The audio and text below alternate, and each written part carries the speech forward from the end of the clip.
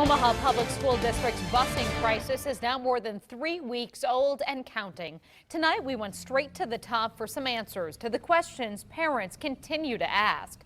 We asked the president of the Omaha School Board to address the busing issues we uncovered in a series of emails obtained through a Freedom of Information Act request.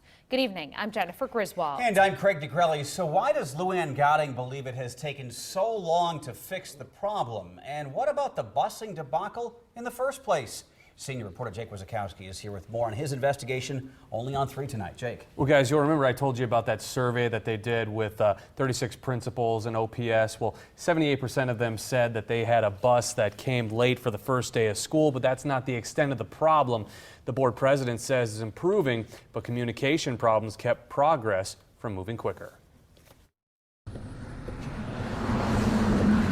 OPS and Student Transportation of America say the busing problems that plagued the first few weeks of school are shrinking, but we're gaining a better understanding of how far the issues go. Here's a map of 35 known schools that had late buses on their first day, but our investigation revealed a total of 56 schools were impacted.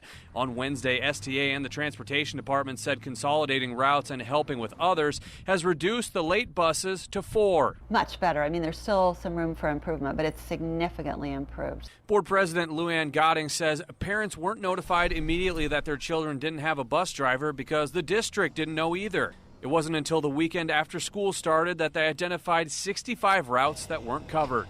2020, looking back, it would be great if we could have identified which buses early on weren't going to be filled and contacted those families directly. OPS staff members are covering 10 routes by driving school vans. We've uncovered emails stating OPS contacted 85 custodians at their schools to see if they could drive. 9 of them volunteered and make up some of the new drivers. Godding says all of them have CDLs and are insured to drive. In those cases where it's individuals who have never worked with students in a vehicle before, we were putting paras on with them so that the paras could be with the students, so that it didn't leave someone who isn't typically dealing with students. On Wednesday, STA updated OPS on how many new drivers are in the pipeline to start soon. Godding says it's not all STA's fault. Well, I think we're accountable to figure out what we need to do to make it better in the future. I think that's one of the things you're seeing. Superintendent Mark Evans has asked the Council of Great City Schools to audit their transportation policies.